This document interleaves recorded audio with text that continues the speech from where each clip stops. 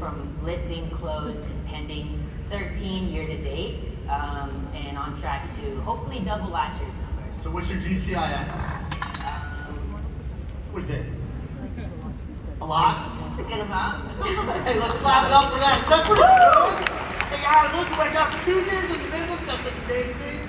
Courtney, tell us a little bit about your story. What are your numbers? What are you looking at? Yeah, Courtney Conley. I'm based out of Isla Mirada. I serve Key Largo to Key West in the Florida Keys. I do mainly luxury, second homes, investment properties. I have a team of 5. And last year I finished off at 26.5 million, and I'm just at 16 this year. So. Nice, way to go. Let's clap it up for Courtney. Yeah. Anna from Vancouver. Tell me your story. All right, I'm Hannah Devine. I'm in Vancouver, Washington. I've been in business for about 2.5 years.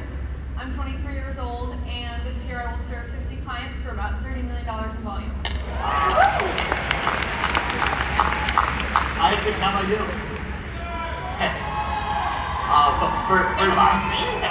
First things first, Chef, I just need to give thanks to my one and only God. I'm so humbled to be here.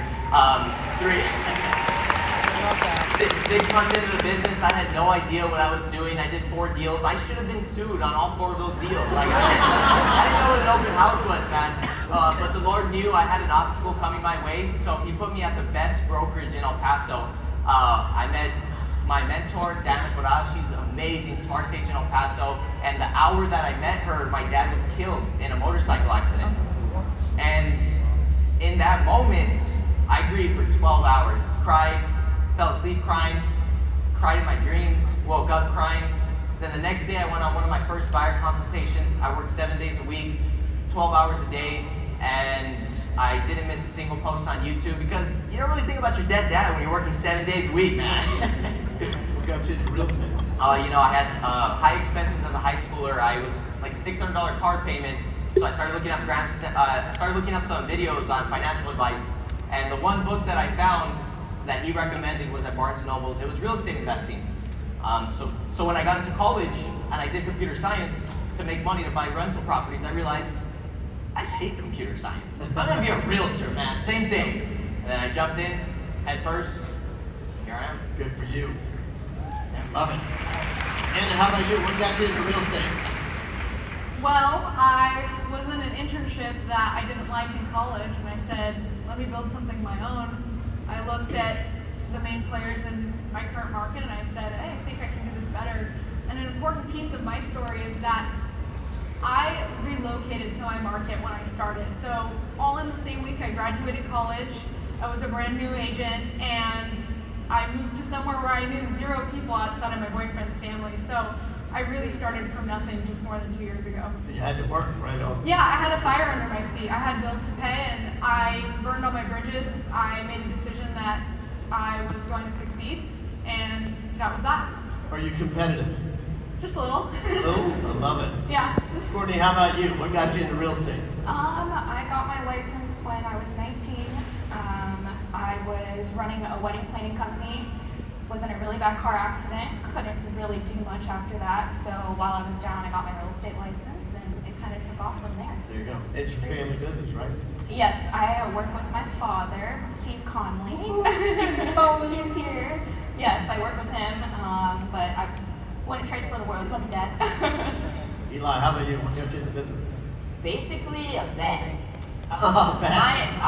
As a 18-year-old, I just graduated high school. I was in a band. I'm still in a band. And at the time, my dad basically told me, look, he's been one of the hugest supporters of my music. Huge shout out to my dad, who's taught me everything about real estate. But he basically encouraged me to do at least 4 hours a day. If I could just stick with him just 4 hours a day between taking music classes at college, then, if I like it, great. But if not, at least I can learn how to make money and still do music and support my dream. I love it. Next thing I knew, I'm doing it full time, helping run the company, and I'm obsessed with both now. Eli, let me ask, what's your schedule looking like? What's a normal day for you? Yesterday, for example, got up, got to work. So normal work day, we get in at like 8 o'clock. We usually have a meeting in the morning at 8:30. We kind of powwow with my team, and we really just encourage encourage each other and just practice. We sharpen the axe is what we call it. And Role playing right off the role playing, practicing scripts, dialogue, sharing what leads we have, trying to connect the dots. We'll really try to get out there and prospect and knock at least 50 doors a day. Let me ask you, Eli, why are you role playing every day? Why do you think you need to do it every day? Why is that important? Well, there's a quote, I think it's Abraham Lincoln that said it. If he had 10 hours to chop down a tree, he would spend 9 of them sharpening the axe, right? If we only have so many opportunities to really go on this listing appointment and get these new clients, and we're just ready to go, we're practicing with the people that we can trust. It's okay to fail around. Otherwise, we're practicing while we're out there, on a listing appointment or in front of clients. I love it. So, if we're We'd rather practicing what? a lot. Practice on our friends and our agents than on the clients out there, right? Exactly. Yeah, exactly. So usually we practice in the day, we prospect a ton during the day, and then for me at nighttime, I usually try to wrap it up like around 5, and then I have, I'm in a band still, so I go and I'll perform. Like last night, I performed at like 8 o'clock and then got on a flight here at 11, landed at 5 a.m. and now I'm here. You So- played last night Yeah. and here today. These guys are mad at me because I missed dinner last night. Yeah. Yeah, but that's like typical schedule for me. It's for me with how much that I have going on that I really want to pursue. Scheduling's everything. So something that my dad has taught me and something that we practice at my company is working backwards from a goal. So starting at the goal and putting a timeline on it on a specific date. From there, rather than just chipping away day after day without a solid plan, I can go backwards. So if I want to make a certain amount by December, I can break that down to how much I need to close until then. I can break that down to month, to week, and now like every single hour of my day can be planned out. So you time block, it seems like, as well. Exactly. What's your thought process when you're making phone calls? What does that look like? For me, I'm pretty casual, I would say. I think maybe sometimes too casual, especially with the clientele I'm trying to get. And my dad's always like, hey, you can't say bro, like when you're talking about a $20 million house. Yeah. Stop saying dude. But I really just like to connect because at the end of the day, if I can call someone and whether they're selling their house tomorrow, they have an agent, or they're selling in 20 years, I want to just be remembered by them and be able to have a conversation with them as if they're my friend. Okay. So, and that in turn does turn into more business. Do you have a goal like set an appointment every day, or what's the mindset? I know there's a lot of people that are a little hesitant setting appointments or getting on the call. What's your mindset before you start that? So for me, I really try to set at a minimum of 2 appointments a week. So listing appointments. That doesn't include buyer showings or maybe I've already got open houses or anything. Just new, raw, cold listing appointments a week. That's like my minimum. I try to do them as much as possible, anywhere from like 2 to 3, I would say, a week. But you're a new agent. Why are you going after listings? Why not? Well, here's the thing. When you have the listing, you have more control. The buyers come to you, at least in my market, we'll have a listing and we'll get multiple offers overnight because of the way we market. We push marketing heavily, we market really uniquely, and we have clientele coming to us. We get to have the market chase us rather than us having to chase the market. How many appointments do you usually go on in a week or a month? What's that look like? I try to go on 2 every single week. So 2 every week. Courtney, what's your schedule looking like? Well, right now I have been working with my coach mainly on letting go of the reins of everything. So, Letting go of what? the reins on everything. I like to control What it. you gotta give away? So I hired a videographer, social media manager. We have a new system for TC now, so mornings are trying to be opened up for phone calls, Okay. usually 9 to 11, and then afternoon is always, we're down in the Keys, it's hot, we're out on showings all day long. How's it feel to delegate so much of those things? I think in the very beginning it was really overwhelming. That was definitely something I've had to work on and kind of, like I said, let go of. I like, my hands are in everything at all times, but I've learned that you can't produce, run a team, compliance, paperwork, everything, and prospect all at the same time. Yeah, so really creating relationships and making those connections has been That's the key, important. right? Yeah, absolutely. So. Where are you getting your business from? What's it look like in your day? Right now, a lot of it has been, it's not past clients, I learned that yesterday, it's all my clients that I've worked with before. We've had a lot of, which is great because that means my relationships and everything I've been working on is working with them. But I've basically shifted my entire business from buyers to sellers this year. Yeah, it's been a whole breakdown and rebuild for 2023. So give me but- one example of what you're doing to get listings. I am, like I said, I'm really working those relationships. I've got, the handwritten cards with, for summer or birthdays, holidays, anything like that. Normal phone calls, can I help you with anything? How are the kids? Are you going anywhere fun this summer? Really just leaning into that and clients' sphere too. Just letting them know. Social media has been a really big thing, just making my presence known locally. But also all the connections that I made here, we're really working our referral system as well. So. How long do you think you're working on a weekly basis? How much time are you putting in? Like how many hours I'm Yeah. working? That's terrifying. Maybe, I don't know, 40 to 60 hours a week. Gotcha. Yeah, it's a lot. It's constant. I think that was one of the main things when I started out that set me apart and why I think my success was so quick was I was willing to do what everybody else wasn't. Could you repeat that again? Your key to success was what? I was willing to do what everybody else wouldn't. So. And what do you feel like you're doing that everybody is not doing? For example, I'd answer the phone at 9:30 at night or 10 o'clock. Okay. All the sleepy veteran agents are in bed, and I would answer the phone, and I closed. Y'all hear that? I know, I called y'all out. Better wake up! They're coming after you. Yeah, no, I would just always answer the phone. I think that was one of the main things at one of the events was always pick up the phone, answer the phone. I did, and I closed a $5 million deal from answering a 10 o'clock phone call one night. So, yeah, definitely doing what others won't. I love it. Yeah. And how about you? What's your schedule looking like?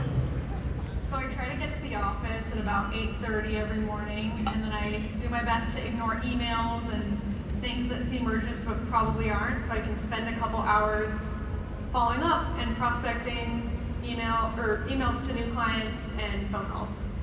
And then in the lunch hour, I usually do like a Zoom, training, continuing education, that kind of thing, maybe meetings, and then in the afternoons, of course, are for appointments. Okay. How many appointments do you feel like you go on a week? Oh gosh, I should know the number, but I don't know the number. It's been a lot lately, which is I've been very thankful for. I would say when I relocated to my area, my first priority was to get some immediate business.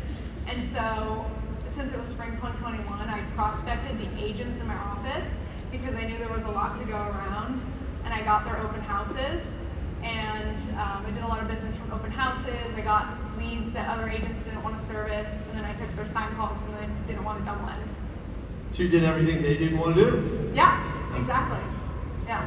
Isaac, how about you? What's your... I wake up at 5:30 a.m., shower, eat, get my protein in, I read my Bible, do all the miscellaneous tasks. I'll reply to some emails that are from the night before, and then right at 8 a.m. I'll start going through my transactions, so going off the checklist, making sure that my TC did everything that she was supposed to do, maybe following up with her, and time, not every day goes as I would want it to go, but on Mondays, that's when I follow up with all my cold leads. On Wednesdays, that's when I follow up my warm leads.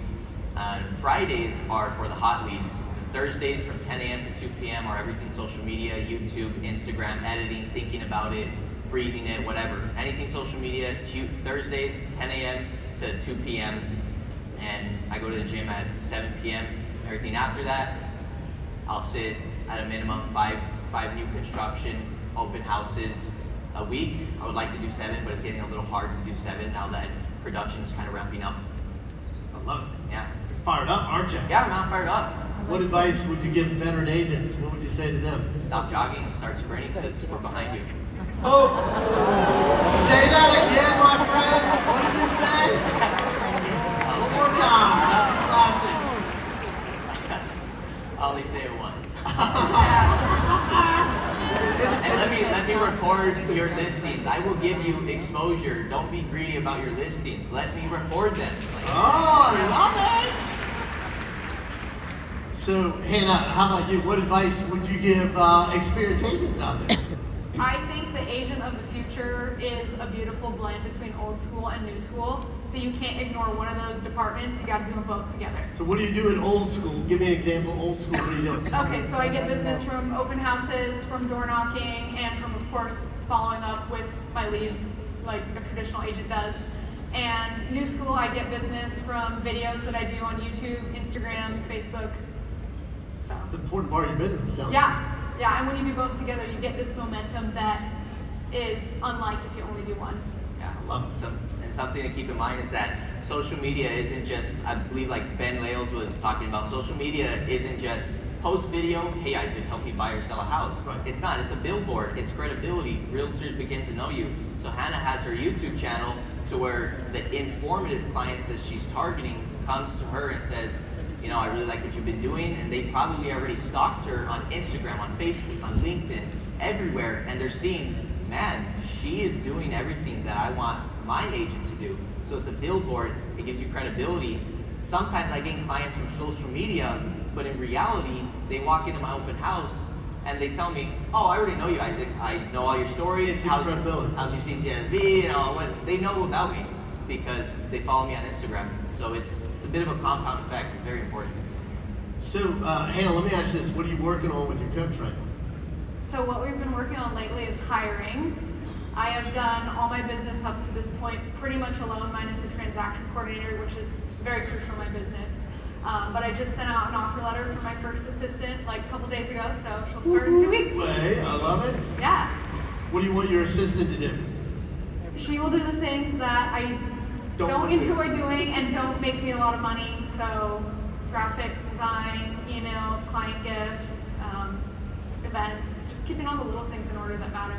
I love it. So you hired that assistant. Perfect. Courtney, how about you? What are you working on with your coach?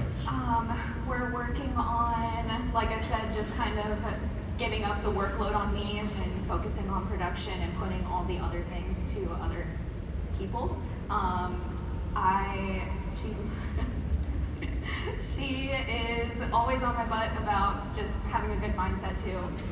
It's just this past year has been extremely overwhelming with the amount of accountability business. there. Yes, Yeah. she is absolutely my rock. She's awesome. I love it. Yeah. Good stuff. Eli, how about you? What are you working on with your coach?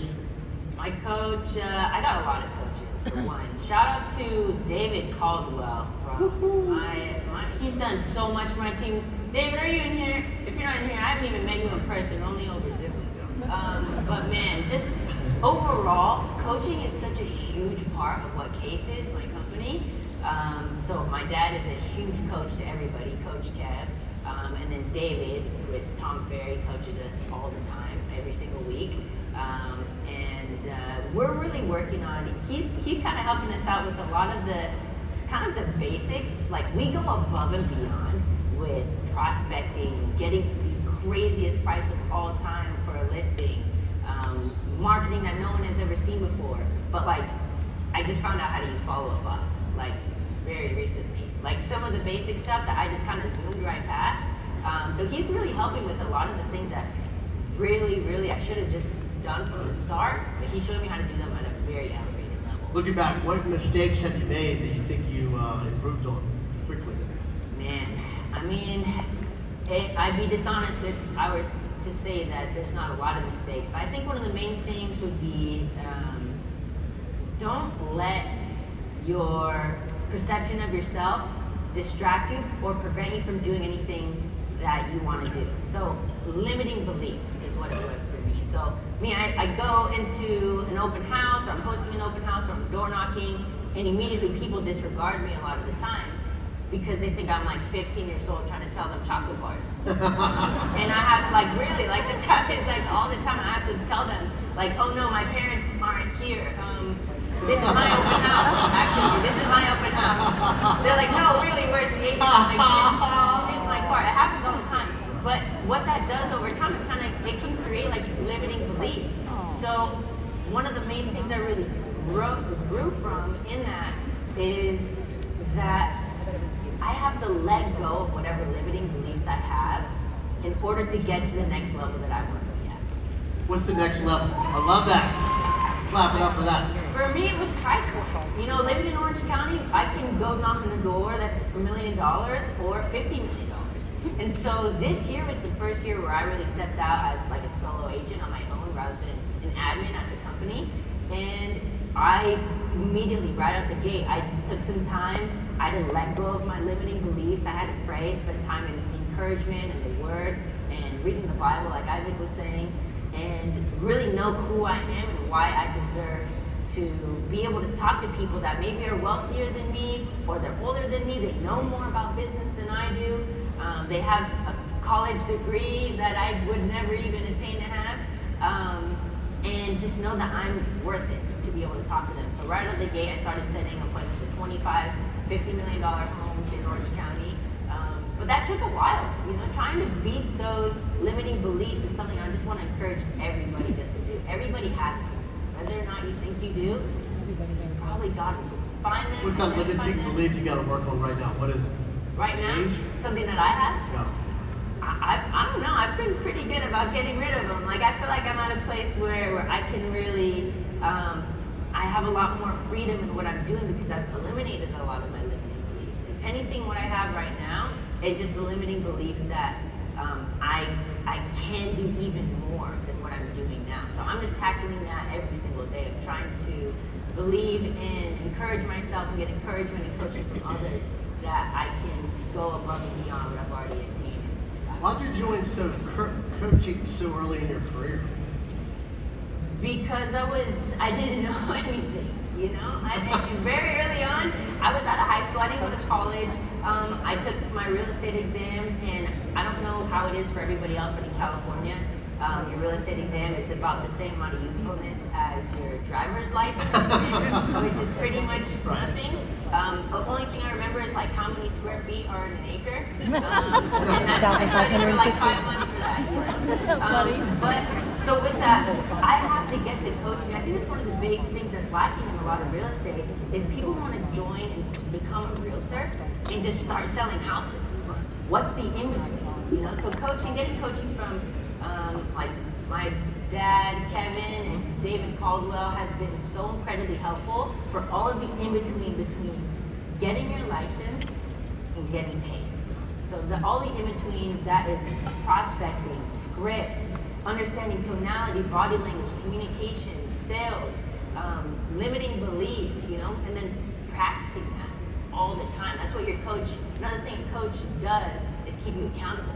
Like one of the main pillars of CASE is accountability, and there's been a lot of crazy things that have gone down in my office when people don't meet their accountability. Imagine a bunch of like 20, I'm the youngest, like 22 to 27-year-old guys and a couple girls that want to keep each other accountable, and then you start a little bit of a battle. Like, hey, if you don't do that, what are you gonna do?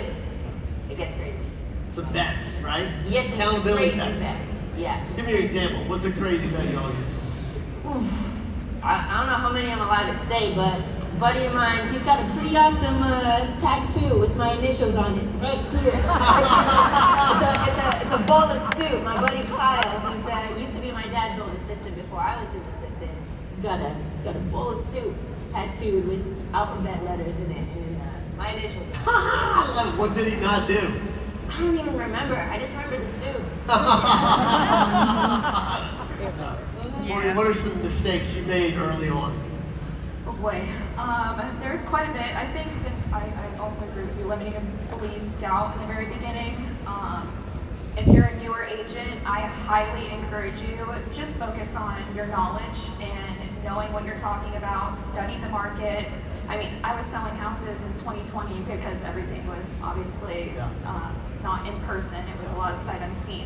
I was closing $1 million deals to these huge investors and sitting there at 20 years old. They had no idea. So I just think knowing what you're talking about, knowing your market, you just have confidence and don't, How do you gain that confidence? What do you need to do?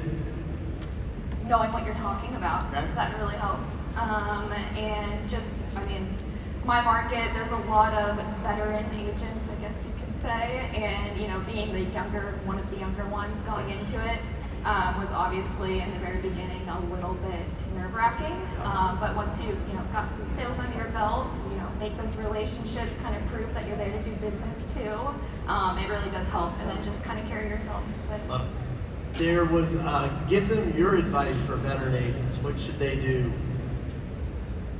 Be nice to the younger ones, y'all. Like, Oh, be nice. I think the up and coming agents, I mean, there's so many incredible people I've met in this ecosystem that are my age, and we're coming. Like, we're crushing it right now. So I think the veterans should take a hint or two from us. We're hungry. I love to hear that. Good stuff. Hannah, how about you? What mistakes have you made? I would say communication, assuming that clients know things that you already know because you're in the industry or other agents, just being a better communicator, and of course being consistent. When you're a new agent, you get a deal, yay, and then you stop doing the things that get you business. So just not Give me an example of what you're doing to keep that communication going. with clients. Yeah, with clients during the process or after the closing? You know, it sounds cliche, but like the more you do, the more things you learn. Like you don't know what you don't know in the beginning. So it's just explaining the small things, and you kind of have a mental checklist of what the client needs to know so that it doesn't get messed up next time. Okay. Stay in the course, give them instructions. Yeah. Set the expectations. Right? Yeah. Isaac, how about you? What mistakes have you made in your early career? Shiny object syndrome. There's so many things out there. You come to this Tom Ferry conference, you're like, oh man, I'm going to implement X, Y, and Z, when in reality it's just you implement 2 marketing strategies, you're consistent with it, you hold it steady for a whole year, you're going to be good. You're going to gain more clients, you'll build your systems, and things are going to run smoothly. So don't chase after the next shiny object. Just focus on 2 things that you feel like, maybe you don't even like it, but you feel like, all right, I can thug this out for like about a year. You know, and then you'll see the results. So what advice would you give people that are afraid to make their calls or put themselves out there? I mean, you want to be broke or you don't want to make calls. It's just a thing of, if you don't want to do it, then don't do it. Somebody else will take your business. Nobody's going to come and save you and be like, please make your calls. And you think, oh, well, it's just one phone call. It's not that important. I've lost so many deals to where I skip calling somebody for 1 week. And then I call them the next week, they say, no way, Isaac, we just went under contract. Oh. And I'm like, good for you. Just do the things you know you're supposed to be doing. Get the leads, nurture the leads, get the leads, nurture the leads, get the leads, nurture the leads. What's your follow-up look like? Okay, so every Monday I use a CRM called Sierra. It doesn't matter what CRM you use. Mondays from 11 a.m. to 12 p.m. I call cold leads. Hey, how you doing? If I have some specific notes on them, I touch base on that. After I do it, I set up a task to call them again in a month, or 3 months, 6 months, depending how cold they are. For my warm leads, every Wednesday, I call them same time, twice a week. I call them bi-weekly, unless I feel like they're a little bit less warm, then maybe I'll set the task a little bit later than that. Do the same thing. I call them, and then I send them information that might be valuable to them. And my hot leads are just people to where I feel like they're gonna buy next week or they're gonna buy right now. And I also follow up and nurture my clients through social media. When I meet you at an open house, you're following me on Instagram. By the way, I created a video for you guys. If you DM me the word Tom, it'll automatically send you the personalized video that I specifically made just for everybody at Summit. But anyways, if I meet you at an open house, you're following me on Instagram. You're seeing my stories. You're gonna like me as a person. You're gonna get information. And if I forgot to call you, I'm nurturing you on social media. You leave a message? No, I don't leave a message. Okay.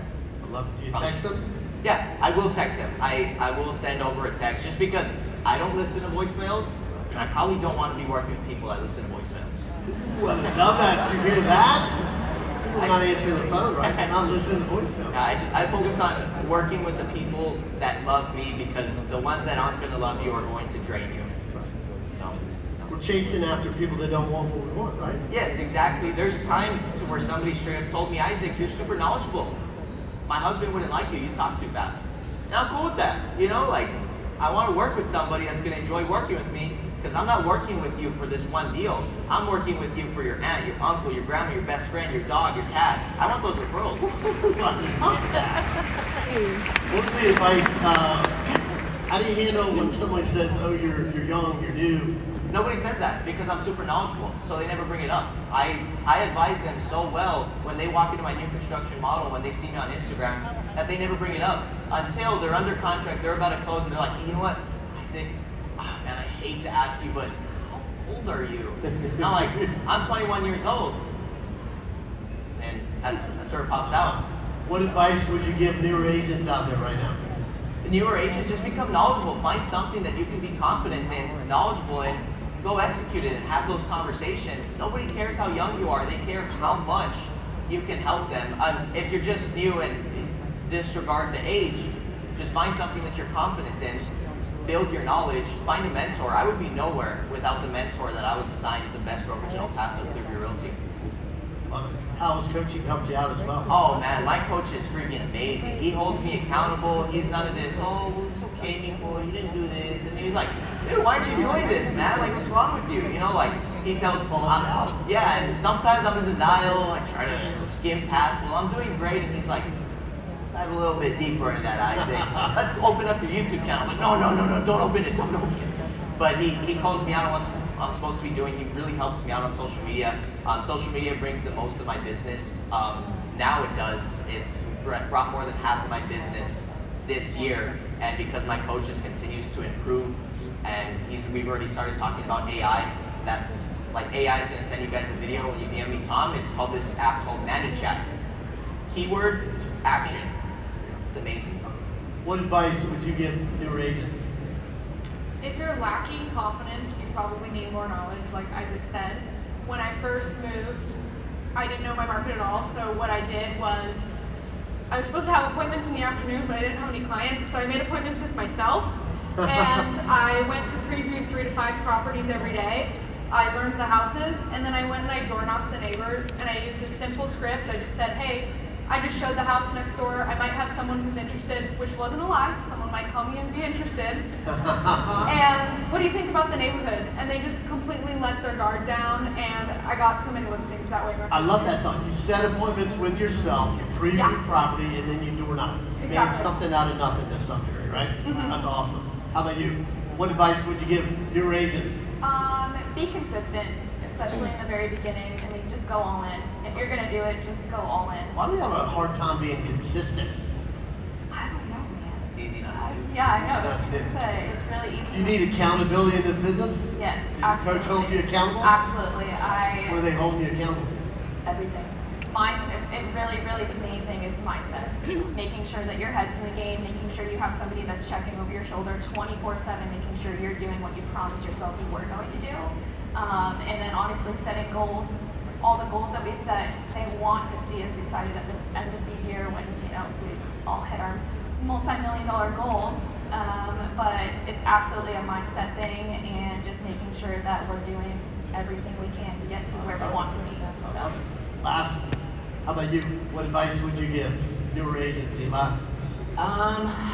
There's a few things. I would say for one, something we said is get accountability. Whether it's just someone you work with or it's a coach, ideally a coach so you can learn as well, get that accountability. Another thing is don't get caught up in ready agent syndrome. So by that I just mean a lot of the time it's really easy to just, there's a little bit of fear, so you get your business cards ready. Oh, I want to have my Instagram perfectly set up. I want to make sure my outfit's perfect. I want to make sure, I need to go eat first, make sure I feel fully full. Oh, let's make a new headshot for me. Let's make a new website. Just get into action. Just start, because as you start, those things will come too, and you'll get sharper as you're in action. Love it. Hey, let's clap it up. An amazing panel. Let's take